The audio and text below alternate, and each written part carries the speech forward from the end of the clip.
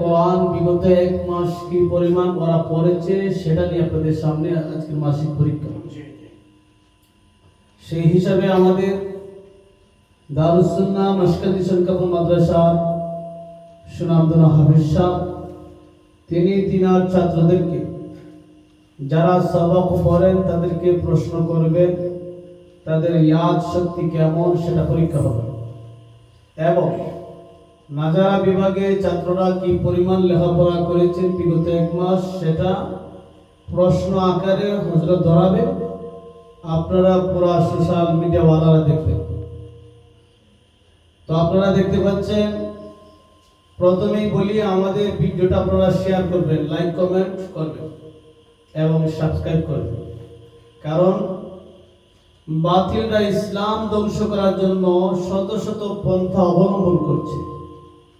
তো আমরা তাদের সেই পন্থাগুলোর দাঁত ভাঙা জবাব দেওয়ার জন্য এটা একটা মাধ্যম কোরআনের প্রচার প্রসার করা। দেখেন শত শত মানুষ শত শত গান বাজনা শিখতে পারে, মুখস্থ করতে পারে, কিন্তু কোরআন সবে মুখস্থ করতে পারে না। কারণ কোরআন হচ্ছে এমন একটা জিনিস যে আল্লাহ রাব্বুল আলামিনের বাণী, যে কেউ চাইলেই যে মুখস্থ করতে পারবে এমন না, বরং আল্লাহ তাআলা যাকে দান করবেন সেই মুখস্থ করতে পারবে। সুবহানাল্লাহ।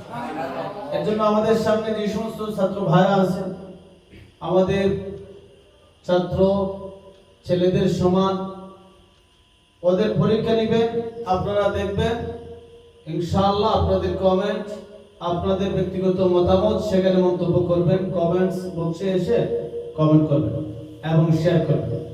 এর পর্যায়ে আমাদের দারুস সুন্নাহ মাদ্রাসা হিফজ বিভাগের প্রধান শিক্ষক কারি হাফিজ পরওয়ানুল্লাহ হাফিজাহুল্লাহ তিনি কিছু কথা বলবেন, এরপরেই আমাদের প্রশ্ন শুরু হয়ে যাবে ইনশাআল্লাহ।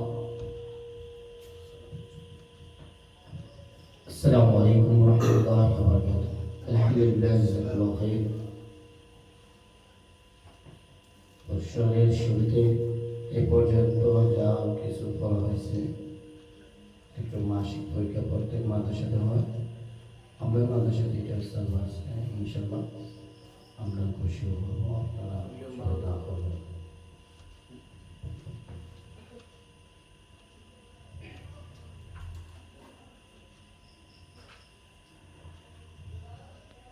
সম্মানিত ভিউয়ার্স, মাসিক যে পরীক্ষা শুরু হবে, প্রথমে আমি হাফিজ সাহেবকে একটা প্রশ্ন করি যে আপনি নাজারা বিভাগের ছাত্রদের পরীক্ষা নেবেন না হিফজ বিভাগের ইয়াদ শক্তি যাদের ইয়াদ আছে সবকের পরীক্ষা নেবেন? মাশাআল্লাহ, সবকের পরীক্ষা নেওয়া হবে ইনশাআল্লাহ। তাহলে আবার হুজুর প্রশ্ন করবেন, সর্বপ্রথম কাকে করতে ইচ্ছা করেছেন?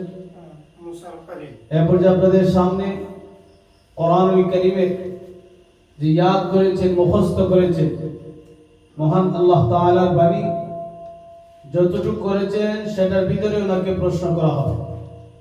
উনি প্রশ্ন শুনে বুঝে তিনি তিনার ইয়াদ শক্তি থেকে জবাব দিবেন, উত্তর দিবেন ইনশাআল্লাহ। আপনারা দেখতে পাবেন। আবার বলি, লাইক কমেন্ট শেয়ার করবেন ইনশাআল্লাহ। বিসমিল্লাহির রহমানির রহিম।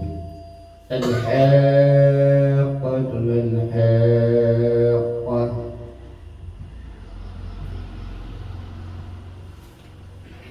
প্রথমেই এই প্রশ্নের জবাব দিবেন মোহাম্মদ মাহফুজুর রহমান মুসা। মাহফুজুর রহমান মুসা। السلام عليكم ورحمة الله. أعوذ بالله من الشيطان الرجيم. بسم الله الرحمن الرحيم. الحاقة ما الحاقة وما أدراك ما الحاقة كذبت ثمود وعاد بالقارعة فأما ثمود فأهلكوا بالطاغية وأما عاد فأهلكوا بريح صرصر عاتية سخرها عليهم 7 ليال و8 أيام حسوما فترى القوم فيها صرعا كأنهم أعجاز نخل خاوية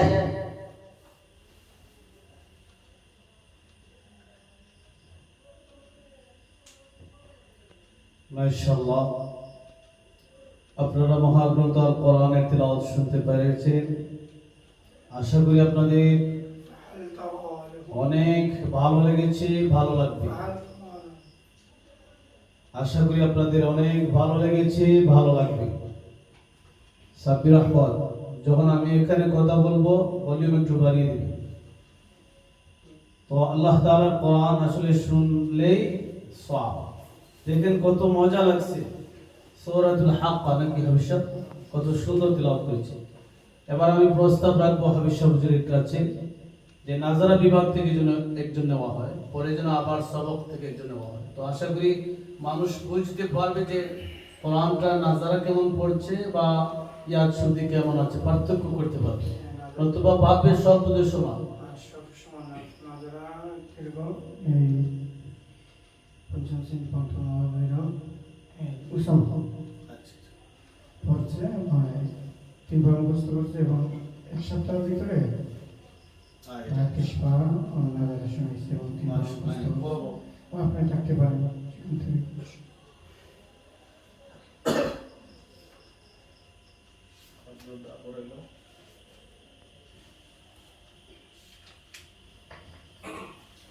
السلام عليكم ورحمة الله وبركاته.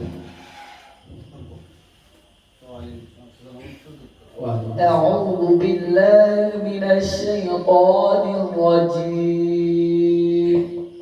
بسم الله الرحمن الرحيم. ذلك بأن الله لم يكن مغيرا نعمة أنعمها على قوم حتى يغيروا ما بأنفسهم وأن الله سميع عليم. كدأب آل فرعون والذين من قبلهم كذبوا بآيات ربهم فأهلكناهم بذنوبهم وأغرقنا آل فرعون وكل كانوا ظالمين. إن شر الدواب عند الله الذين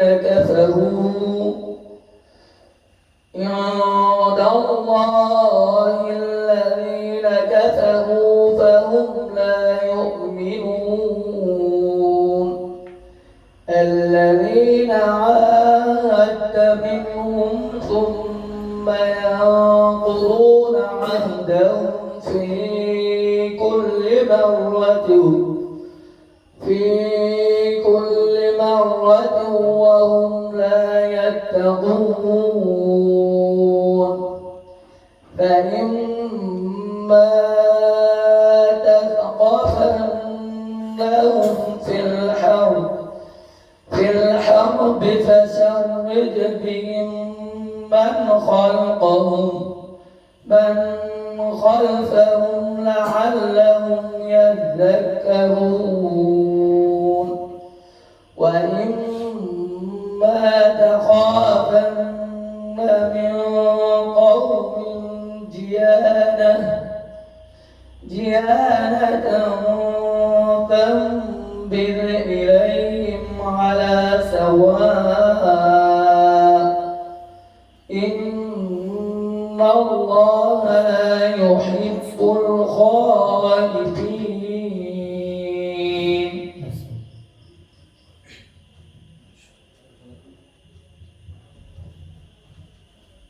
আলহামদুলিল্লাহ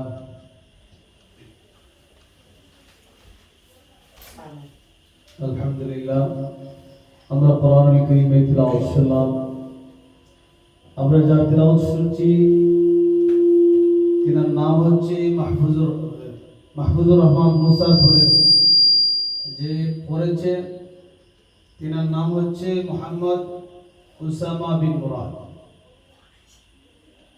কেটে দাও। কতজন ভিউয়ার্স রানিং, কতজন দেখতেছেন আমাদের ভিডিওটা? 8 জন। ধারাবাহিক বাড়বে ইনশাআল্লাহ। আপনারা যারা দেখতেছেন একটা লাইক করবেন এবং কমেন্টস করবেন, জানাবেন কেমন হলো আপনাদের কাছে।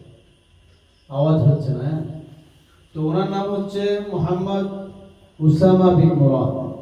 এই কোরআনুল কারীম সে নাজারা পড়ছে। নাজারা হচ্ছে আমরা যেটা বুঝি আমাদের গ্রামের ভাষায় যে দেখে দেখে কোরআন পড়া, সহি শুদ্ধ ভাবে, চোখ দিয়ে দেখে দেখে পড়া সহি শুদ্ধ ভাবে। তো সে লোকটা কোরআন পড়তে পারতো না, কিন্তু মহান আল্লাহ তাআলা তার জেহেনের মধ্যে এমন দিয়েছেন, বা আমাদের হাবিব সাহেব হুজুরের মেহনতের মাধ্যমে, মেহনতের ফসল, মেহনতের ধারা, সেই লোকটা 5 দিনে এই পুরা কোরআন নাজারা পড়েছে। বলি আলহামদুলিল্লাহ। এটা কত বড় ভাগ্য যে আল্লাহর কালাম 5 দিনে পুরা নাজারা দেখে দেখে পড়েছে। উনি এত মেহনত করেছেন, 24 ঘন্টা শুধু খাওয়ার সময়, ঘুমানোর সময় আর পড়ার সময় উনি পড়ে। আলহামদুলিল্লাহ। তো আল্লাহ তাআলা দোয়া করি আমাদের এই হাবিব সাহেবকে আল্লাহ তাআলা যেন সুস্থতার সহিত নেক হায়াত দান করেন। সবাই বলি আমিন। এবং এই মোহাম্মদ উসামা বিন মুরাদ সে 3 পারা আবার ইয়াদ করেছে, 3 পারা মুখস্থ করেছে। আলহামদুলিল্লাহ, সুম্মা আলহামদুলিল্লাহ। আমরা দোয়া করি আল্লাহ তাআলা যেন দ্বীনের খাদিম হিসাবে এবং ইয়াদ শক্তি বাড়িয়ে যেন আল্লাহ তাআলা তাকে একজন আলেম এবং হাফেজ হিসেবে কবুল মঞ্জুর করেন। আমিন। সাথে প্রত্যেকের জন্য দোয়া করি, হয়তো এখন তার জন্য নির্ধারিত করা হচ্ছে কারণ সে তিলাওয়াত করেছে, তাও আবার 5 দিনে নাজারা পুরো কোরআন পড়েছে, তাও আবার 3 পারা মুখস্থ করেছে, সেজন্য খাস করে তার জন্য দোয়া। কিন্তু আমরা সবার জন্য দোয়া করি, প্রত্যেকটা ছাত্রদেরকে যেন আল্লাহ তাআলা কবুল মঞ্জুর করেন। আমিন।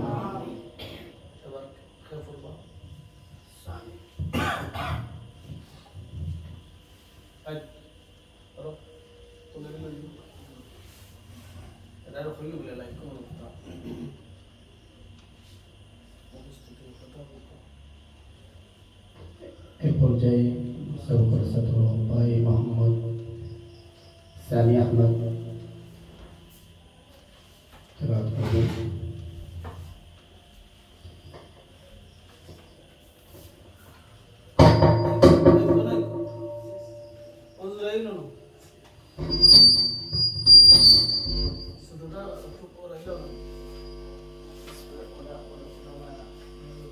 بسم الله الرحمن الرحيم درجات منه ومغفرة ورحمة. السلام عليكم ورحمة الله. أعوذ بالله من الشيطان الرجيم. بسم الله الرحمن الرحيم. درجات منه ومغفرة ورحمة وكان الله غفورا رحيما. إن الذين توفاهم الملائكة ظالمي أنفسهم قالوا فيما كنتم كنا مستضعفين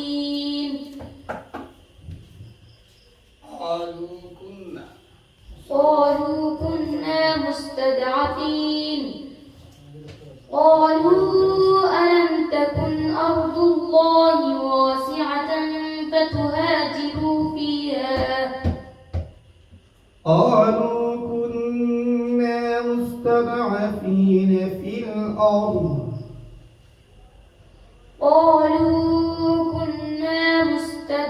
المستضعفين في الأرض قالوا كنا واسعة في الأرض واسعة فتهاجروا فيها. حسبك.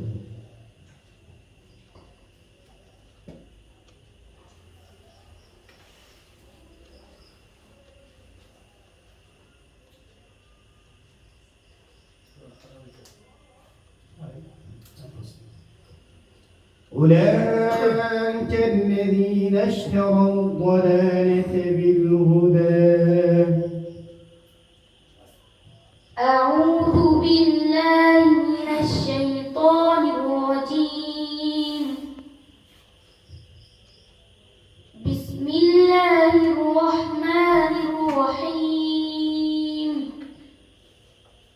أولئك الذين اشتروا الضلالة بالهدى فما ربحت تجارتهم وما كانوا مهتدين. مثلهم كمثل الذي استوقد نارا فلما أضاءت ما حوله ذهب الله بنورهم وتركهم في ظلمات لا يبصرون. صم بكم عمي فهم لا يرجعون. أو كصيب من السماء فيه ظلمات ورعد وبرق يجعلون أصابعهم في آذانهم من الصواعق حذر الموت والله محيط بالكافرين.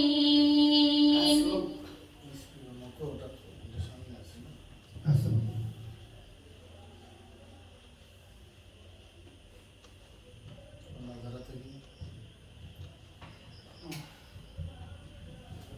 মাশাআল্লাহ, কোরআনুল কারীম থেকে আপনারা তিলাওয়াত শুনলেন। যে ছেলেটার হয়তো বয়স হবে সেদিকে ক্যামেরা ধরে, যার বয়স হয়তো 13 হবে অথবা 12.5 হবে। কোরআনুল কারীমের যে কয়েকটা পারা শিখেছে সেখান থেকে কত সুন্দর মুখস্থ তিলাওয়াত করেছে। 5 বার পারা শিখেছে মাশাআল্লাহ। এই পর্যায়ে আপনাদের সামনে আবার নাজারা বিভাগ থেকে তিলাওয়াত করবেন মোহাম্মদ আলী। আপনাদের সামনে নাজারা থেকে কোরআন দেখে দেখে পড়বেন মোহাম্মদ আলী। হাতে হাতে দিলাম।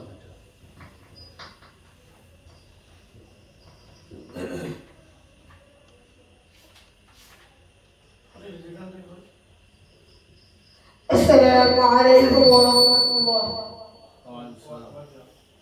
أعوذ بالله من الشيطان الرجيم. بسم الله الرحمن الرحيم. قال إنما العلم عند الله وأبلغكم ما أرسلت به ولكني أراكم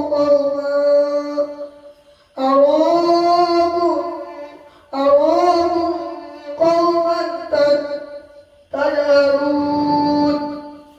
فلما رأوا عارض مستقبل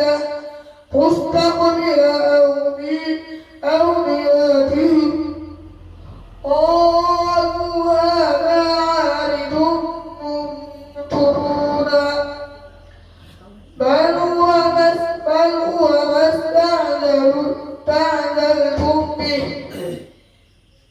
ريح فيها عذاب أليم تدمر كل شيء بأمر ربها فأصبحوا لا يرى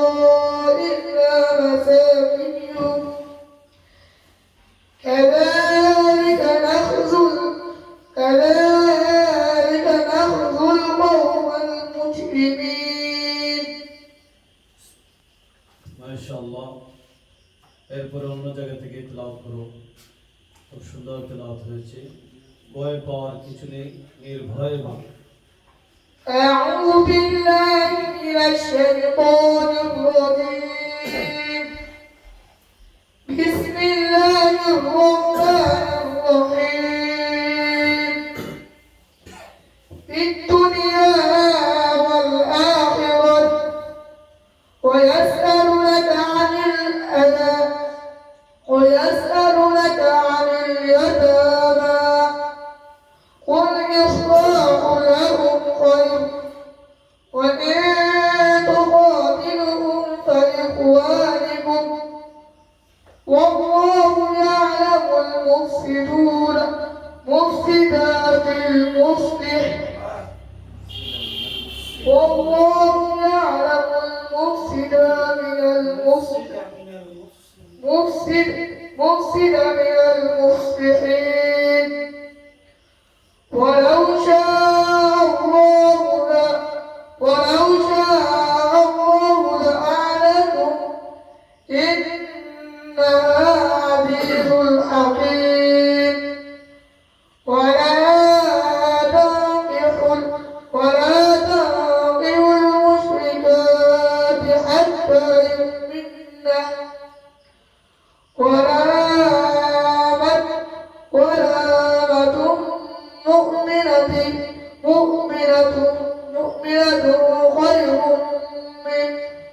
خير من مشركات ولا أعجبتكم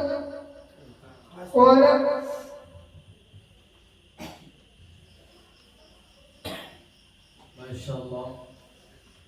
আমরা তেলাওয়াত শুনলাম, জেনে থাকে না। মাশাআল্লাহ, আমরা শুনতে পেরেছি নাজারা বিভাগের একজন ছাত্র মোহাম্মদ আলী কোরআনুল কারীম তেলাওয়াত করেছেন। তিনি এক পারা মুখস্থ করেছেন এবং নাজারা পড়তেছেন। তো নাজারা তো সাধারণত সবাই প্রথমে পারে না, কিন্তু পরে শিখে। তো সে শিখতেছে। আপনারা যা শুনলেন এটা আমাদের হাফিজ সাহেবের একমাত্র একনিষ্ঠ মেহনতের বদৌলতে সেটা শুনতে পেরেছে। কারণ এক সময় ওরা কায়দা পড়ত, যা আলিফ জবর আ বা জবর বা থা জবর থা এরকম পড়তো। আজকে পুরা কোরআন এভাবে দেখে দেখে পড়তে পেরেছে, পড়তে পারছে, কতই না বড় শুকর, আল্লাহু আকবার। আমরা দোয়া করি যারা এই পিছনে মেহনত করছেন সবার জন্য, বিশেষ করে হাফিজ সাহেবের জন্য এবং পুরা মাদ্রাসার ইন্তেজামিয়া কমিটির জন্য এবং আমাদের অত্র এলাকা অর্থাৎ মাসকান্দি এবং শঙ্কাপুর পুরা আত্রাফ ওয়ালাদের জন্য দোয়া করি। আল্লাহ তাআলা যেন যারা জীবিত আছেন প্রত্যেককে নেক হায়াত দান করে, সবাই বলো আমিন। এবং যারা কবরে চলে গেছেন সবার কবরকে যেন আল্লাহ তাআলা বেহেশত নসিব করে দেন এবং নবীজি সাল্লাল্লাহু আলাইহি ওয়াসাল্লামের রওজার সাথে যেন তাদের সম্পর্ক করে দেন, আমিন সুম্মা আমিন।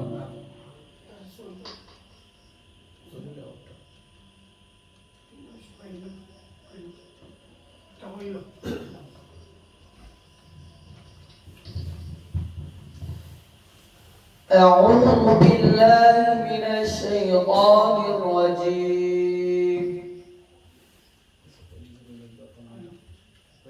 بسم الله الرحمن الرحيم فإن لم تفعلوا ولن تفعلوا فاتقوا النار التي وقودها الناس والحجارة أعدت للكافرين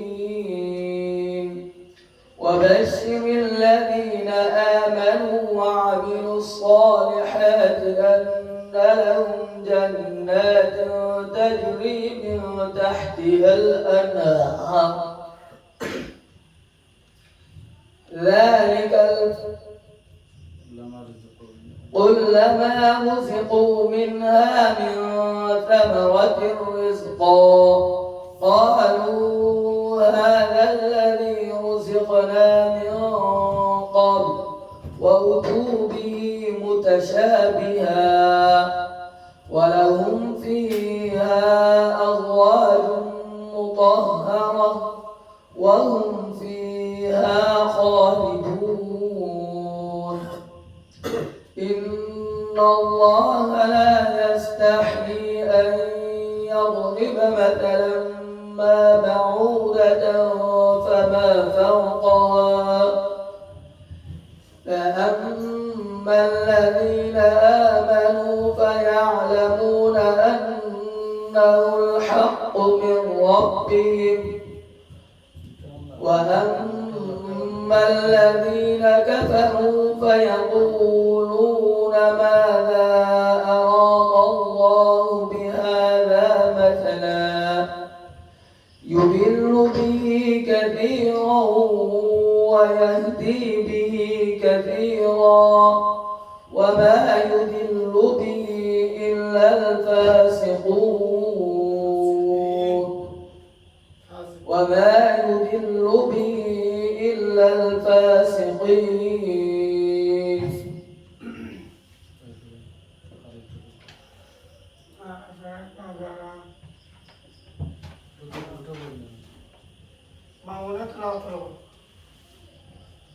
মামুন ফরদ মালিক নিচ্ছেন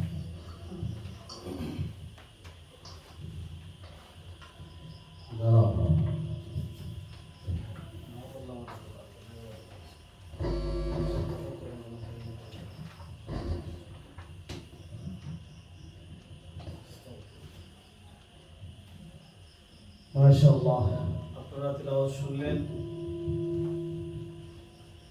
এ পর্যায়ে আমি আপনাদের সামনে আমাদের মাদ্রাসার শিক্ষক মাওলানা আলিউর রহমান হাফিজাহুল্লাহ আমাদের সামনে আসছেন, আপনারা দেখেছেন। সম্মানিত ভিউয়ার্স, যারা আমাদের প্রোগ্রাম আজকে মাসিক পরীক্ষা দেখবেন, আপনারা কমেন্ট করবেন, এমনকি আপনাদের শেয়ারের দ্বারা অনেক মানুষ দেখবে, পর্যায়ক্রমে কোরআনের প্রচার প্রসার হবে। তো আমাদের দারুস সুন্নাহ মাসকান্দি সরকারপুর মাদ্রাসা আগত শিক্ষক হযরত মাওলানা আলিউর রহমান হাফিজাহুল্লাহর কাছ থেকে ওনার অনুভূতি আমরা শুনতে চাচ্ছি। সবিনয় অনুরোধ করছি যেন উনি ওনার অনুভূতিটা আমাদের কাছে পেশ করেন।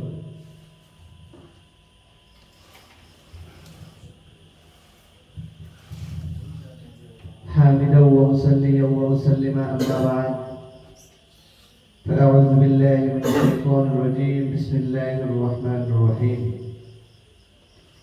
الحمد لله ما شاء الله مرحبا আমরা আমাদের মাদ্রাসার ছাত্র ভাইদের কাছ থেকে যে অত্যন্ত সুন্দর এবং সুরভিত কণ্ঠে কালামে পাকের তেলাওয়াত শুনলাম, এই তেলাওয়াত যে শুনতে পারলাম তার একমাত্র কারণ হচ্ছে আমাদের মাদ্রাসার উস্তাদদের মেহনত, বিশেষ করে আমাদের হাবিজ সাহেব হুজুরের মেহনত। এই মেহনতের বদৌলতে আমরা এই ছোট ছোট ছেলেদের কাছ থেকে মহাগ্রন্থ ঐশী বাণী শুনতে পারলাম। দোয়া করি আল্লাহ পাক রব্বুল আলামিন যেন তোমাদেরকে যুগশ্রেষ্ঠ হাফিজ হিসেবে কবুল করেন। এই বলে আমি আমার সংক্ষিপ্ত বক্তব্য এখানে শেষ করব। মাশাআল্লাহ, জাযাকাল্লাহু খাইর, আহসানুল জাযা। আপনারা শুনতে পেরেছেন এবং আমরাও শুনতে পেরেছি মহান আল্লাহর কোরআনের প্রশংসা উনি সংক্ষিপ্ত আকারে করেছেন। তো আমরা আশা করি আল্লাহ তাআলা যেন এই সমস্ত হযরতদের দোয়া কবুল করেন। প্রত্যেকটা ছাত্ররে যেন আল্লাহ তাআলা যুগের অন্যতম হাফিজে কোরআন, আলিমে বাআমাল ওয়ালা হিসেবে যেন কবুল করেন, আমিন। এই পর্যায়ে আপনাদের সামনে নাজারা বিভাগ থেকে আরেকজন ছাত্রের তেলাওয়াত আপনাদেরকে শোনানো হবে, যার নাম হচ্ছে মোহাম্মদ মামুনুল হক। ইনশাআল্লাহ সে তেলাওয়াত করবে, আপনারা শুনতে পাবেন। السلام عليكم ورحمة الله وبركاته. أعوذ بالله من الشيطان الرجيم.